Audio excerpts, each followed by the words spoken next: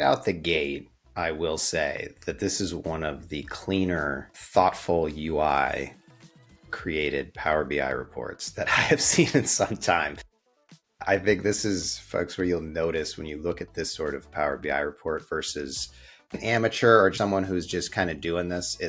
This is a very seamless looking process. Your eyes can follow it all the way through. Everything I look at makes sense.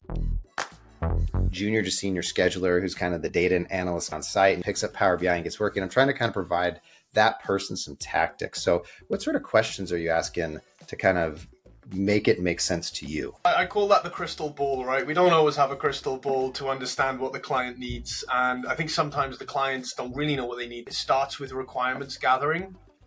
And we're going to ask people like who the audience, at what level, what kind of data do they want, what sort of KPIs, do we have the data, what are the gaps, how do we fill the gaps? I always tell people that you got to get your data right, and it's always better to go to the source. Most of the problems we fix with data come from human input, like 99% of the time. I always tell in my cumulative, I can have budget, actual remaining, or I can flip it to hours. I've got hours here, I've got cost there. You can scroll down, see the hours. If you want resource or cost, you can choose what you want. From choosing that down there, you can also then, maybe I want to look at project or resource in my histogram. And down here, then you've got like the cost by resource and stuff, which is, again, it's all customizable.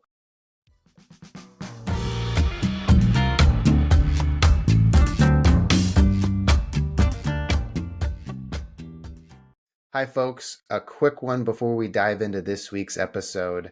Our book, The Critical Path Career, How to Advance in Construction and Planning and Scheduling, is out now, and you can order it on Amazon. We'll include a link below.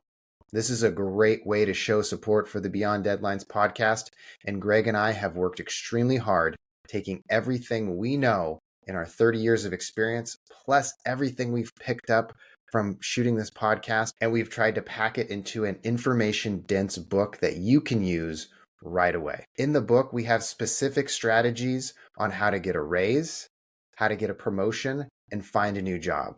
We include 26 of the best interview questions that we have come across, in addition to 34 specific impact ideas that you can go use on your projects today. We want to thank everyone who's shown us support so far and enjoy this week's episode.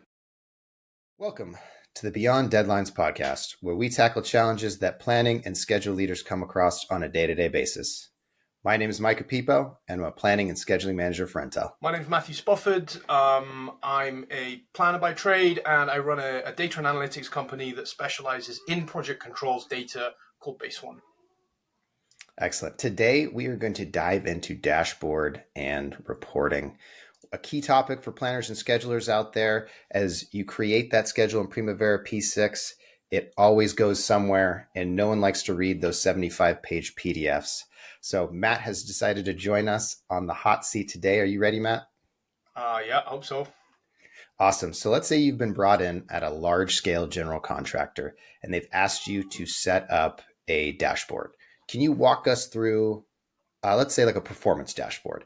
Can you walk us through, what's that conversation like and how do you get that ball rolling? Yeah, I mean, a lot of the work I do is based on P6. And I guess one of the challenges I always see is that not everybody has all the data in P6 that P6 can hold, right? So for performance, if you're talking in value management, it's always good to have, your baseline, your budget, your actual. A lot of the time customers have actuals in different places or cost in somewhere else. So that's the first thing I'd want to understand is where actually is your data?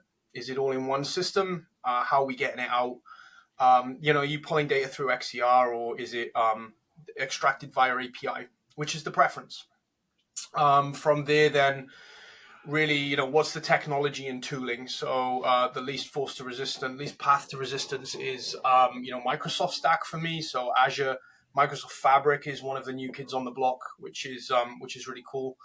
And then obviously Power BI. Once that's all fleshed out, really, it's, how is your EPS? How is your projects structured in P6? It's such a flexible tool, right? Everybody does things differently in P6. Different project codes, activity codes, and things like that. Do you want to carve your cost, your hours by WBS, by project codes, by activity codes, CBS?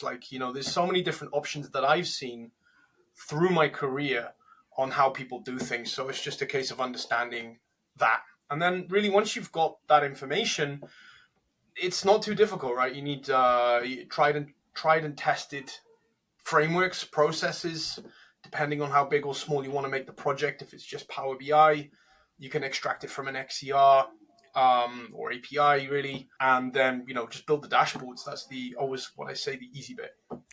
Yeah. So that was a perfect overview. And let me see if I could just, for my smooth brain, summarize that a little bit for me. So it seems like the first step, you did a bit of data mapping and kind of data finding, right? Yep. And then the next step, you're looking more at data organization. You mentioned EPS, codings, structures, and things like that. And then once you have those two bits together, that's when you're then finally moving kind of to that dashboard creation, quote unquote, easy part phase, right? Does that Pretty kind of much. seem like cool? So let's go back to that first part in that data gathering piece.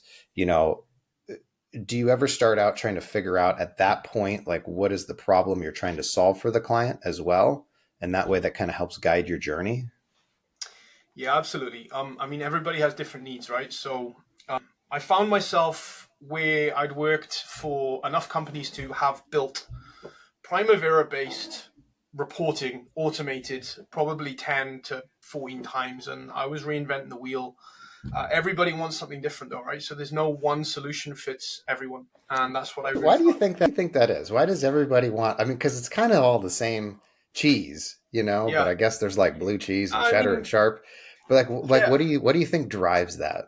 Well, the underlying stuff is the same, right? So we built a pre-built solution which has what I like to claim has all the kind of project controls reports out of the box. So it covers your EVM, it covers resource cost, all the data out of P6. It's got baseline execution indexing. It's got float variance, float analysis, float erosion, milestones, Gantt charts. It's got everything in there. But whenever I demo it to someone, they're like, yeah, but we want this. Like Bob over here's got this spreadsheet and it does that, and we really like that. Or, for example, of a real life scenario, I worked for a large European energy company, and they were on a nuclear project, and they were installing HVAC equipment, and it was basically the design, the engineering, and the installation on the project, and they wanted design documentation linked into bars on their Gantt chart so that they could see when they Oh click yeah. a Gantt chart in Power BI, when they click an activity, they want to see the status and be able to download that document straight through Power BI. So,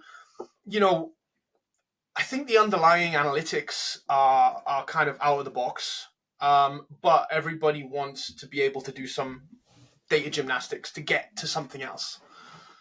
So And I how think that's really early? key. That customization is really cool. Yeah. No, absolutely. I think it kind of meets their business need as long as it's not too frivolous where they're like, Yeah. that's purple. I wanted it magenta, and Oh, you're we get like, that well, too. yeah. Yeah. But so how do you start at the very beginning? What kind of questions are you asking to start teasing that information out in your early engagements to then help you build that at the end? Because, I've seen a lot of outputs in my days, a lot of dashboards and those sorts of things. But to me, it seems like if you don't nail that early part, you can go on a really wild journey and create Yeah. something that then isn't very helpful. I'm just kind of thinking of that, junior to senior scheduler who's kind of the data and analyst guy on site and he picks up Power BI and gets working. I'm trying to kind of provide that person some tactics. So what sort of questions are you asking to kind of make it make sense to you? Yeah. That's always so I call that the crystal ball, right? We don't always have a crystal ball to understand what the client needs. And I think sometimes the clients don't really know what they need. They've got an idea. We have, a kind of a 6-step approach, and it starts with requirements gathering.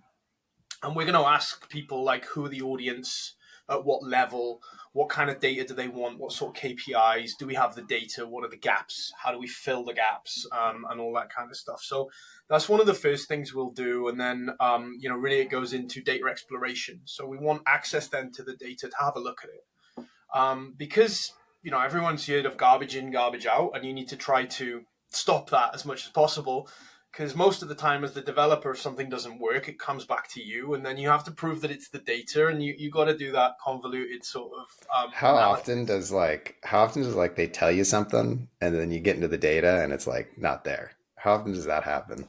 Is that very frequent or is it?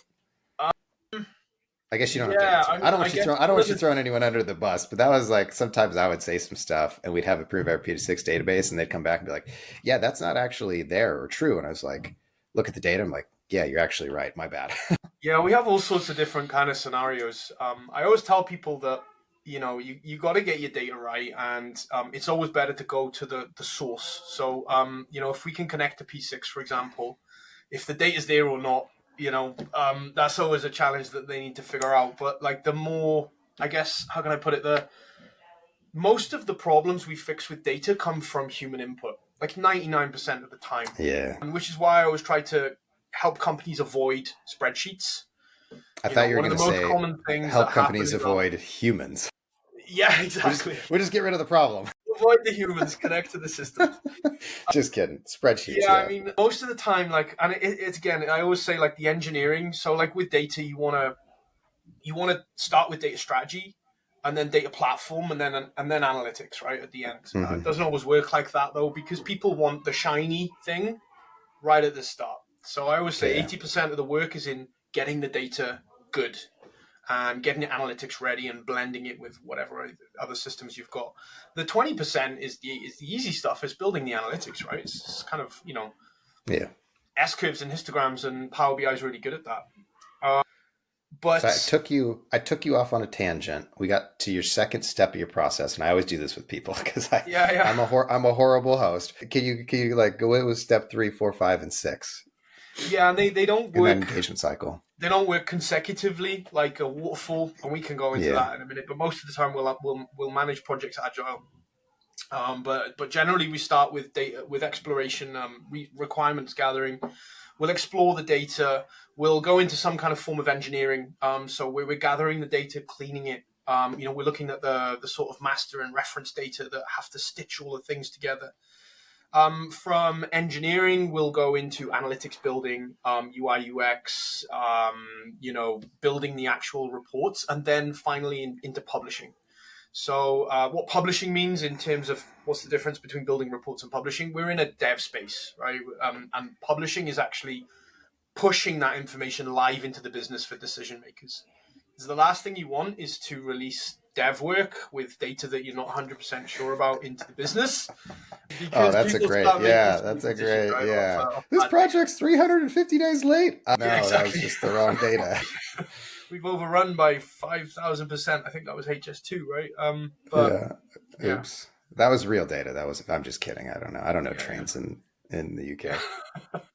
No, so I'm super excited to demo, some of your reports and check some of those out live. But before you pull those up and we get into that, what are you seeing on like what you mentioned Microsoft Fabric? Is there anything else that you're seeing in the dashboarding data space that has you really excited for the future? Yeah, I think Microsoft Fabric is one of them. So ultimately, what that is as a small development company starting out, it's always been very difficult to work with big companies and get through IT to get to Azure. And Azure is like the back end of everything, and it's very powerful. And generally, we get a lot of resistance. And I think Microsoft kind of saw that to some extent. So they brought all of the data tools down into the Office 365 environment, into Power BI, really.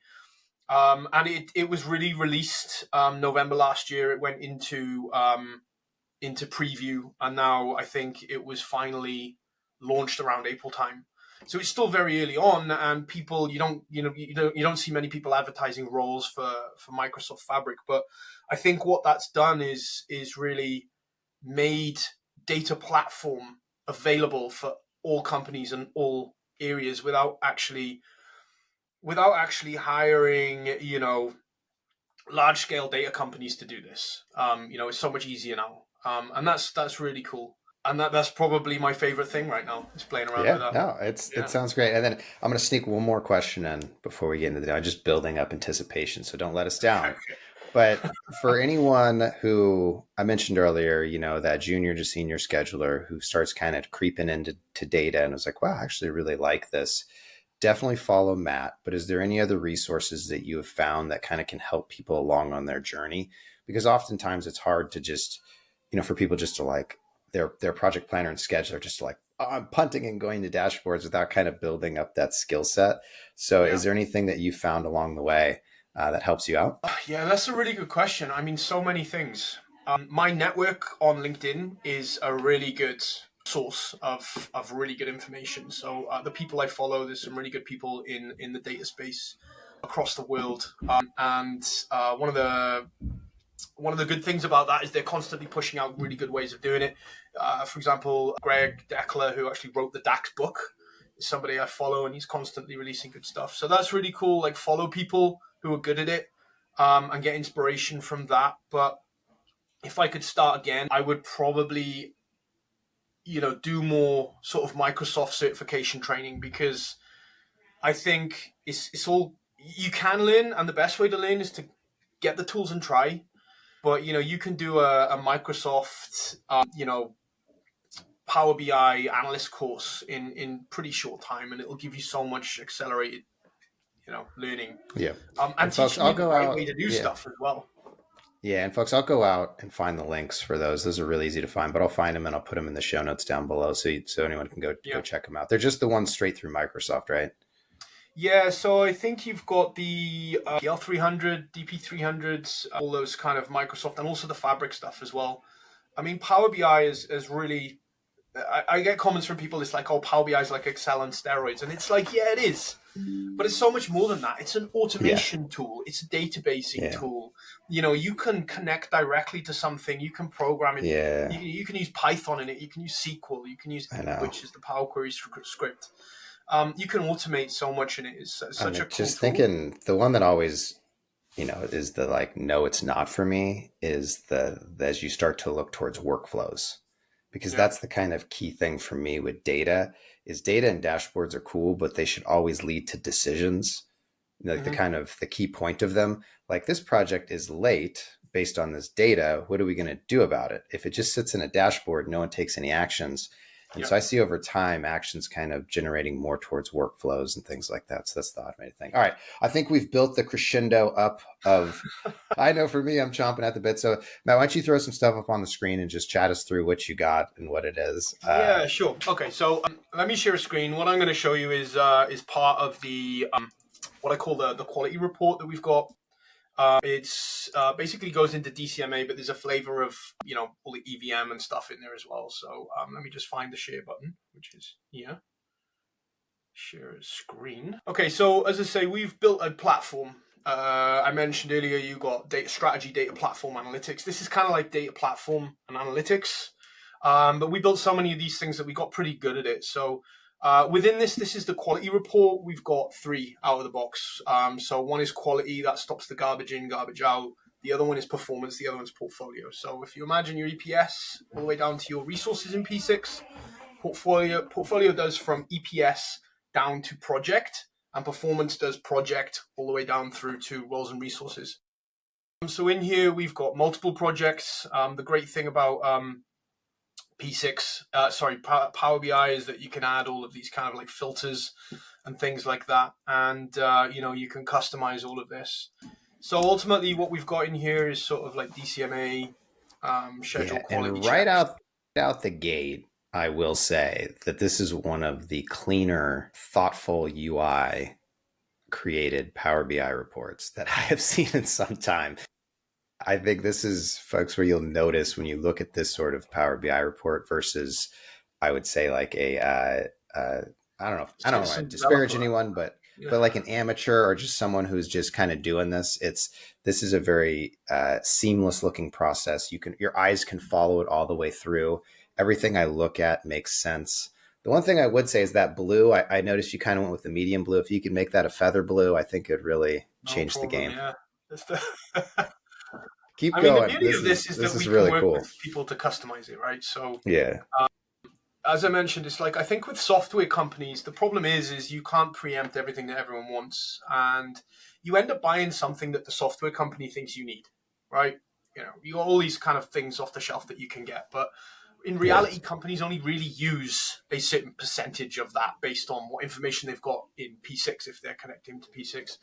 And I kind of like talk to clients and I'm like, this is what I think I need on screen right now, right? This is how I would want to check my DCMA, but we can Yeah. build this into whatever somebody wants. Like, for example, if their cost is in SAP, we just plug it in, no problem. If their risk is in another software system, it's bolted on.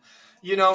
It's pretty easy to customize. And, we were going to turn this into a SaaS product, but we kind of just thought, well, let's keep it as a framework. It's an accelerated data platform for a PMO with all of the default stuff you need out of the box. But in that other analogy or another example I gave earlier, if you want your design PDFs to pop up when you hover over a Gantt chart, we can do that with this, but you can't do it with an out-of-the-box software solution. Best luck doing that with a spreadsheet. Yeah. And so many companies are going through these data transformations now, right? Yeah. It's data, it's AI, huge. predictive, prescriptive analytics. It's going to be the future, Yeah. And they're all scrambling around building the same things. And you mentioned citizen developers building stuff. I've seen That's a much examples nicer where term. they've got Much nicer term. 107,000 Power BI reports in the business because people just get let loose on it, right? So Yeah, that's another one that is definitely a call to people who are in this. I think it's okay to let people explore the data, and I think it's okay to give people environments where they can create whatever they want.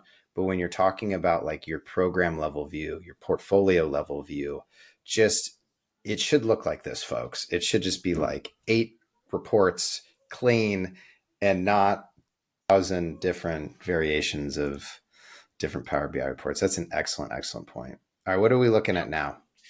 this is digging into relationships and logic. So, one of the things we've done within this is in the DCMA, we've kind of categorized the 14 checks and added some others in there as well.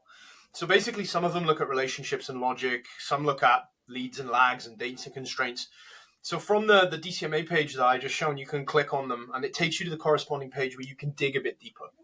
So from building this stuff, I know that there's no escaping the fact that managers and people want Excel.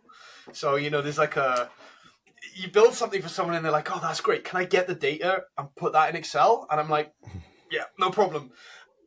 So you don't die a little bit, or is your soul already dead from that answer? Like, because that sometimes makes my soul die a little bit, but you must just be dead to that by now. You're like, sure, here you go. Yeah, I mean, it's a little bit frustrating, but it goes back to the fact that you can't build something that fits everyone, right? Yeah. And decision makers, they need to make decisions and they know how they need to do it. So, you got to make the tools that you build as self-service as you can, right?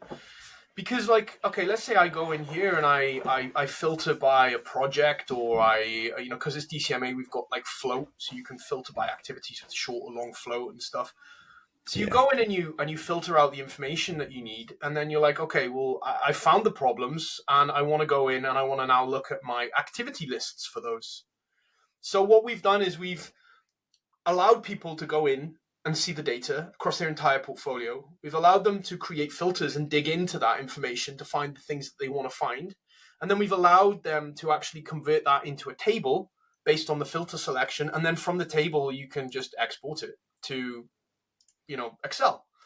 So also what we're doing is we're lightening the load and the need for licenses of software, really. You're kind of pulling data from the system and giving the manager a way of actually, finding and making their own decisions. They're interrogating the data, they're exploring it, and I think that's a good thing, really. So yeah, no, absolutely. I think that ability to have the high level picture, but then also dig down into the weeds in a kind of clean way that makes sense, that's quick and easy, is super important.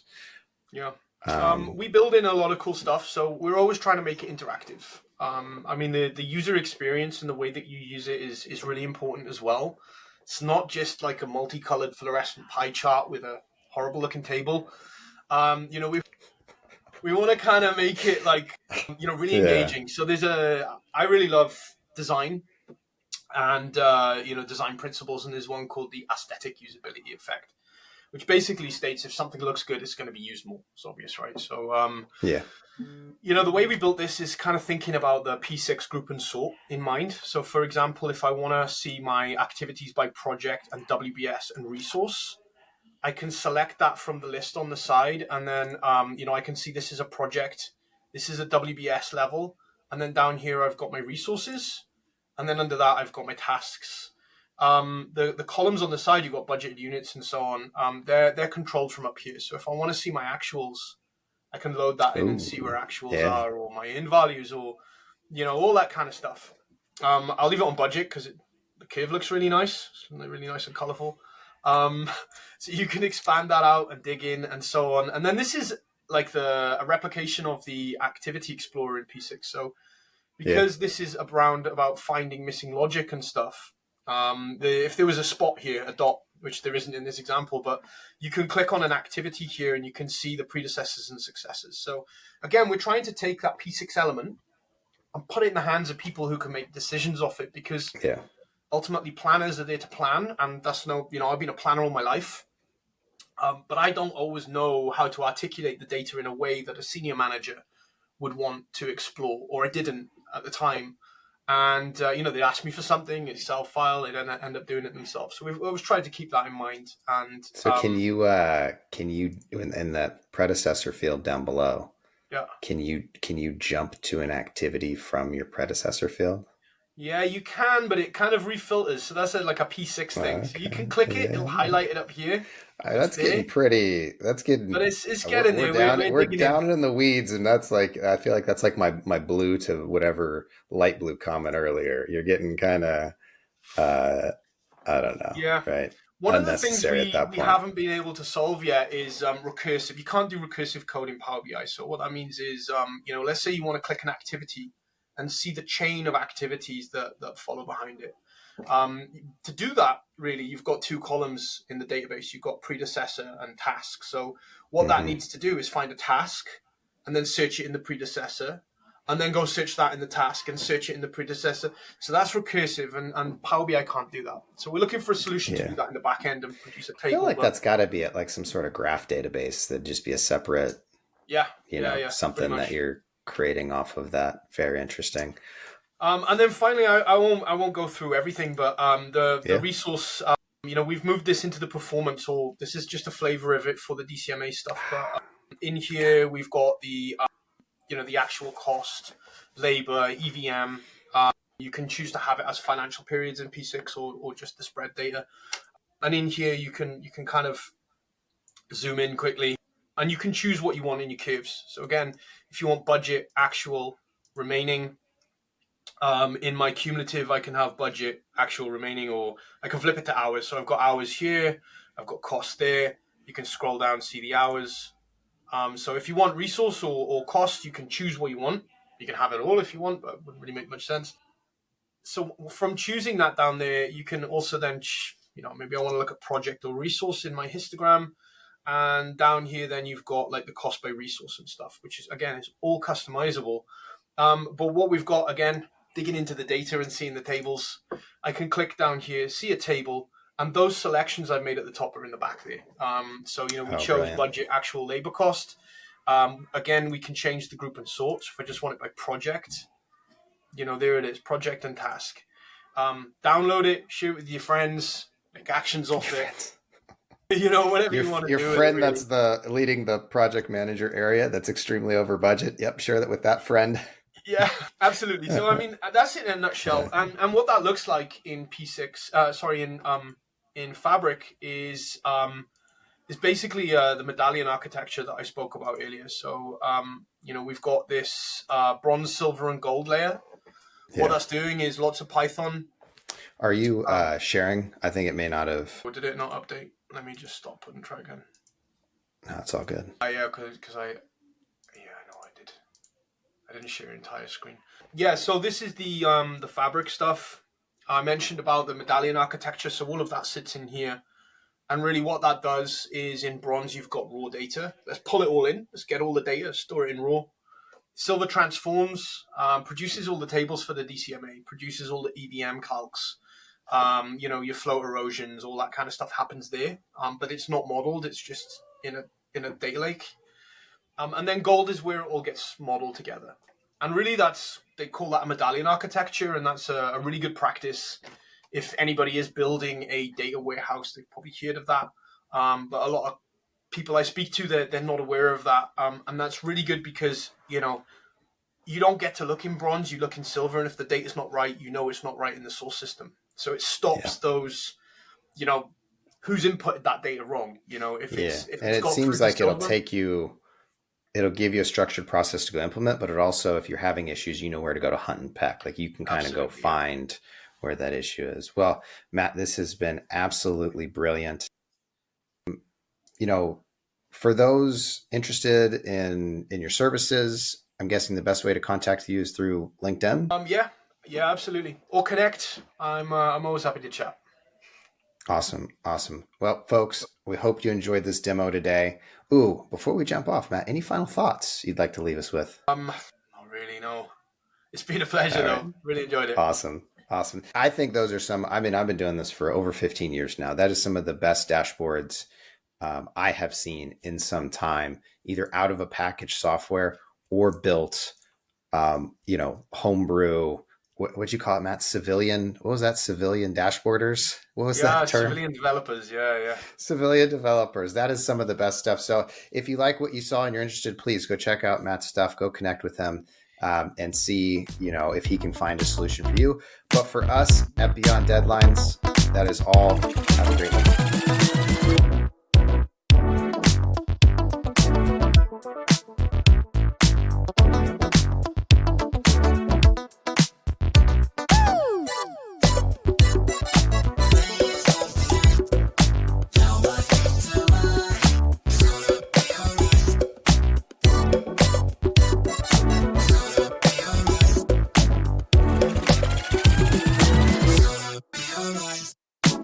Alright.